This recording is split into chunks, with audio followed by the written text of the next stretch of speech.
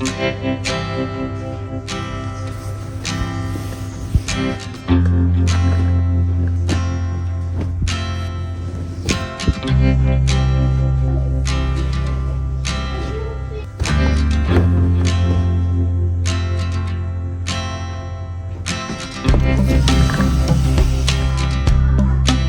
fresh. Hello world! If you haven't met me before, my name is Phaedra and I live with my husband and kids in country Victoria in Australia, and we have a flower farm.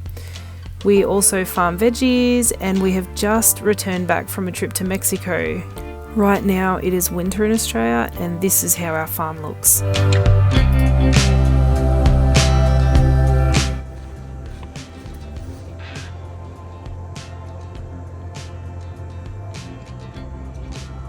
Everything is very cold. I did this laundry last night and I hung it on the line. And some of the pieces, they feel like they've almost frozen stiff. Very heavy frost last night. But look at it, how it's glistening. It's so pretty. So pretty. Like sparkling clothes. There is a very severe heat wave in Mexico at the moment. And it was right when we were there, so the timing wasn't great, and it was so hot, and I really struggled with that. And coming home to the cold, I've realised I'm definitely a cold climate person. Coming home, I really thought that we would really struggle with how cold it would be when we got home. It is very cold, but I thought we would have a lot more trouble adjusting to this, whereas I feel fine. And I think it's because I love that crisp air. I love breathing cold air. I love the winter atmosphere. I love everything about it. I'm surprised that I don't feel colder than what I feel.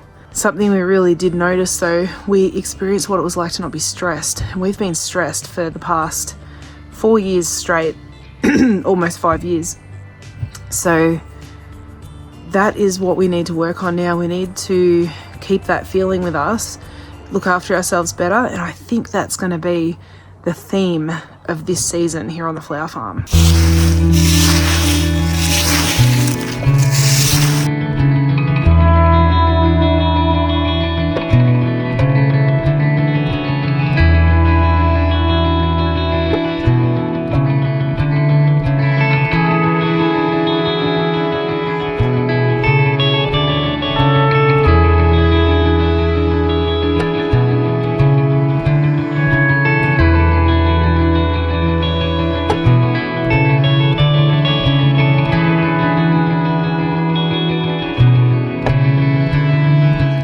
Good morning. Straight back into things. So I'm out walking. It's 7:15. It looks really dark. It is a bit. The sun hasn't come up yet. I'm so happy to be home.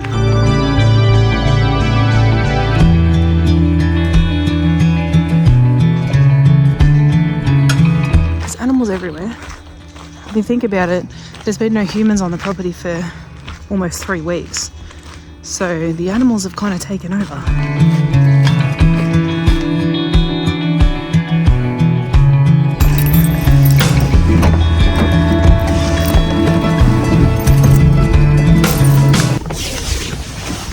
Friends, I've been into the wholesaler. I got such cool stuff today. I'm so excited. I found some Chrissies that I'm going to do cuttings on because, as we know, they were successful. You can take cuttings from the wholesale Chrissies. And I found these really cute little yellow button ones. I'll show you when I get home. And then I thought I'll go to Bunnings. And because I've got to lift dahlias. That won't be in this video, but it's coming up. What is it called? The flagging tape. And they had pink. So I'm pretty chuffed. So I'm going home to do some work and do a heap of cuttings. I got a seed and cutting potting mix. I just don't have time to make up my own today, but I found some boxes. Does anybody else have a thing for boxes? I mean, they were just there, and look at them. They look like a nice box. So I'm going home with some cool boxes. I don't know what I'm using them for yet, but I just feel like these are gonna come in handy for something. And so I'll show you the flowers I got, but I got peonies and they're out of season right now. So I don't know where they were grown. I mean, they could be imported, but I got them because I wanted to see, number one, how much they were wholesale, and I want to just get familiar with them. But yeah, now I've got to get home because I'm obviously procrastinating picking out boxes. I'm back. I've just had a look at the invoice. So for the 5 peonies, kind of like just standard size, not the longest stems, $25. I do need to buy some that are locally grown and in season from this wholesaler in spring, and we'll compare. Yeah, but that's pretty pricey, isn't it? I also got some roses. I'll tell you when I get home. This is what I got. I've got some white. Oh no. I have to get that replaced. White disc buds, pink ones. These are the really cool little button Chrissies. Some just pretty pink ones. These are the pretty roses. They were $3 a stem. They're beautiful. Straw flowers, I'm actually drying those. I'm not using them in the bouquets. Thryptomene's back, which is exciting. These are the $5 per head peonies. You know, interesting. And then some, I can't remember the name, Tetra something. I love these. I'm going to strip it all now, pop it in the solution because I'm not making bouquets until tomorrow.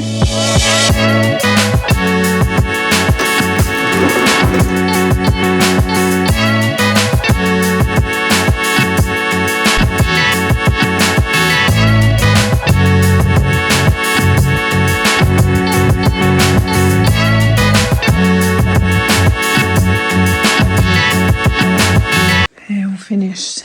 Thryptomene's stripped. I've got some up there drying. Got those gorgeous roses. Look at them. I think I'm just going to put them in the house. Peonies, straw flowers, and I took cuttings from these cute little Chrissies. These ones, and also the disc buds. They are imported. They've been fumigated, but we're going to see what happens. And then I've got the Tetra nuts. So here's my cuttings. That's the pinky, that's the yellow, and then the 2 disc buds. So what we're going to do now is go out to the hothouse and set up these little cuttings.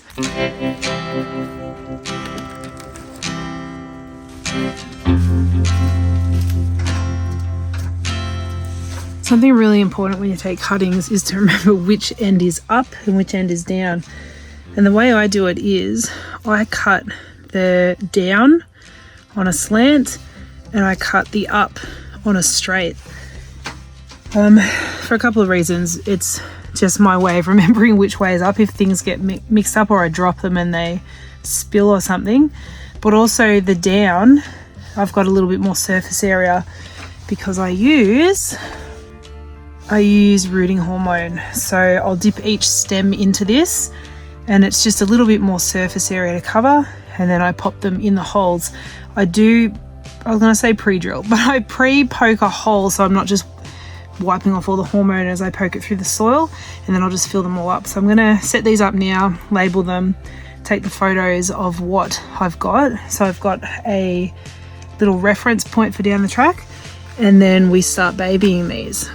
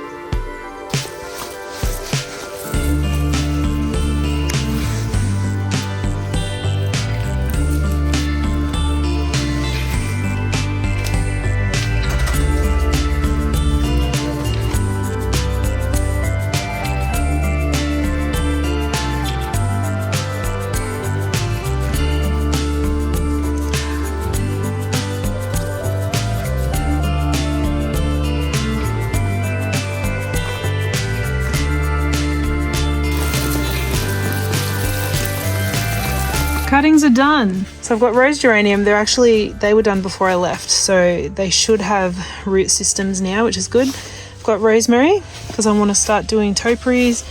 I've got bay, same thing. I want to start making really nice potted bay trees. Then I've got the Chrissies from the wholesaler, the pink fluffy one, this one. And then the little yellow one. The disc buds, which this is going to be interesting because when they come into Australia, they get fumigated and microwaved. You would imagine that these plants are fairly dead, but we're going to see what happens. And then we've got the Sunday Phrase hydrangeas, which from what I've learned is by law, you can't resell them using that Sunday Phrase name. So I had actually purchased them from somewhere that propagated them, and they were sold to me under a different name, maybe Strawberries and Cream or something. I'll have a look. I can't remember. So yeah, I can propagate them. I cannot sell them as Sunday Phrase, but I've just got the label on it so I remember what it is. And I've just got a little cute pink Chrissy in front of the shed that my neighbour said he'd really like me to do some cuttings of, so I've got them in there. Moroni's home. We're going to go stare at the paddock. Just stop and stare.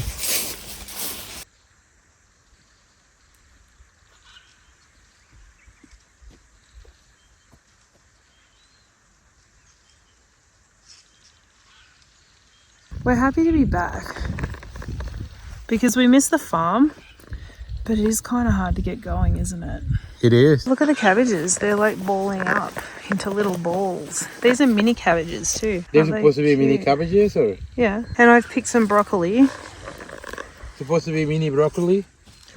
It's not mini broccoli, it's just broccoli. Okay. Yeah, such a mess that I've got to work on now.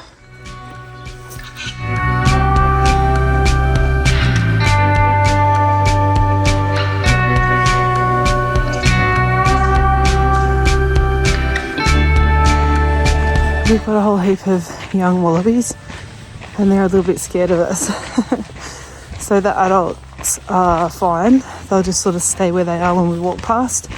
They'll come up to the house and things too, not eat my plants. Actually, I think it was the little ones that ate the plants, but the younger ones, like the teenagers and the really little ones, they're very skittish. Are we even recording? I can't even tell. I got a new gimbal. Does it look weird? Okay. I've got a new camera.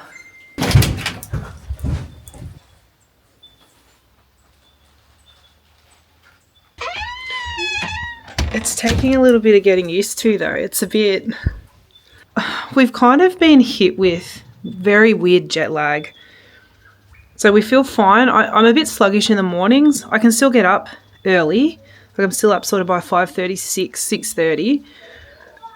So I can still manage that. But by 3 o'clock, we just feel absolutely dead. We've been going to bed at 7, 8 o'clock at night. So to say we're struggling is a bit of an understatement.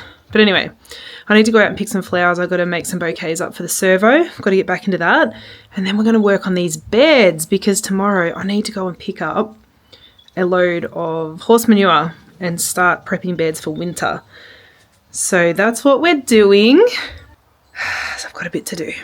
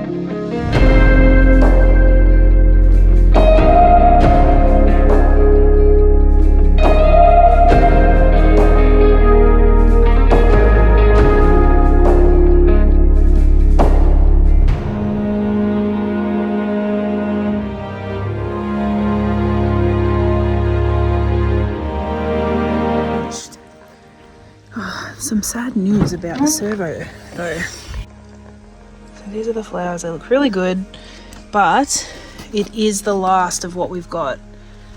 I mean, I didn't even have enough heads of kale. I had to put a disc bud in there. The problem I'm having now is, sorry, I think we got wind. Hang on, let me go somewhere else. I'll sit down here for a bit. The problem with the servo is now that our flowers are finished for the season, I mean, we've got stuff out there, but it's not enough to provide regular flowers. I have to buy them in now. We're reliant on the wholesaler now, and the costs have all gone up again. So we're now in this position where if I continue to supply the servo over these cold months, we're not going to make any profit, and they are. Like, they're literally taking that tiny sliver of profit that's now available on a $35 bouquet in the winter using wholesale flowers, and we walk away with nothing. So there's no point.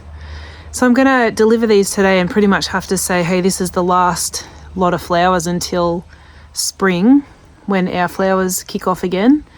And I'll just have to say to them, because we are in a position now, because of the cost of flowers and the fact that we can't grow them through the winter, that you guys are making all the profit and we make none now. So there's no point. What's the point? I'm just doing favors for people. Like, I'm covering my costs. That's it. The reality is we can continue to make profit over winter selling retail pricing, right? That's, I mean, florists do it. It's a completely viable option. But we cannot sell wholesale under any circumstances. And obviously we're not selling as cheap as wholesale. We've got markups on that. It's just, I mean, I could probably really tighten up and make it work, but it's not worth the stress for me. Like, for the small amount of profit we're going to make selling wholesale to other businesses, it's not worth it. It's just not doable. I've got one who has a smaller cut. I'll keep her business running through winter, and I think that might be it.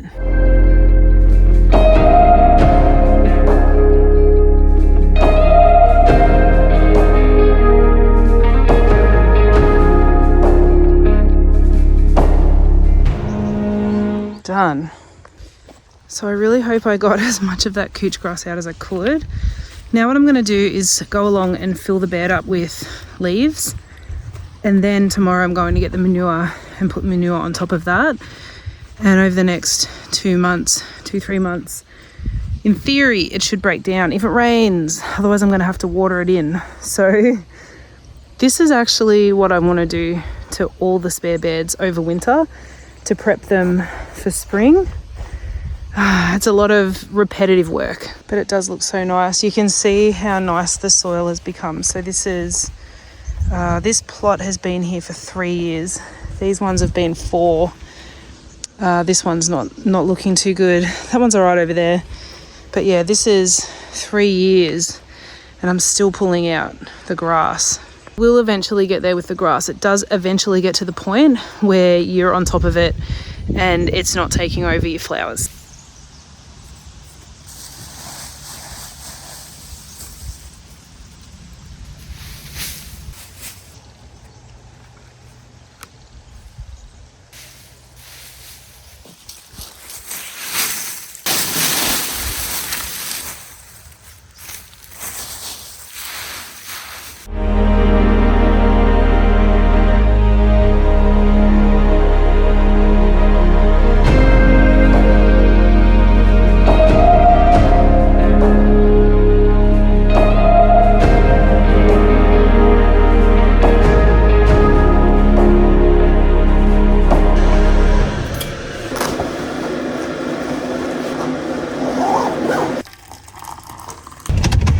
Morning.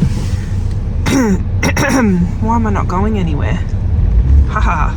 It is fresh and crispy today, which I find very exciting.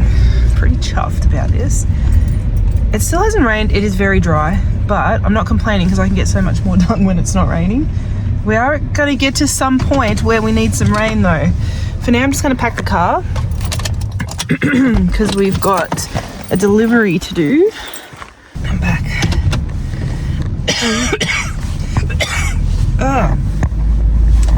The scenery isn't that pretty at the moment, which does suck a little bit. I'm going in to do this delivery, and it's an early one, so she gets her delivery at 7:45. And it's because sorry, and it's early because she's open early. She's got the full day today and tomorrow to sell the bouquets, and then what doesn't sell, she dries them, and then she actually specializes in dried flowers. So it's a nice little partnership, actually, because she isn't too concerned if the bouquets don't sell, which they have been, so it's not a problem. Okay, I'll talk to you later. Okay, I'm here.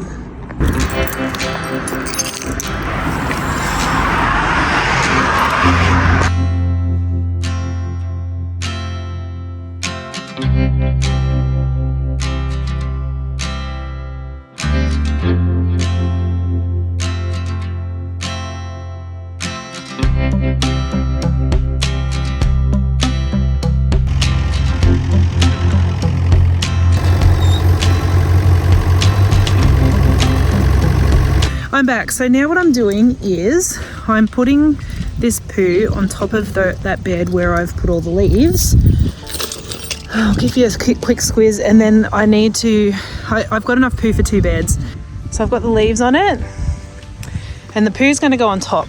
And now the trick is, I see a lot of people doing, the leaves on beds, which it is really good. It's excellent cover for a bed if you're not cover cropping, because soil doesn't like to be naked, which gets me off track on a topic here.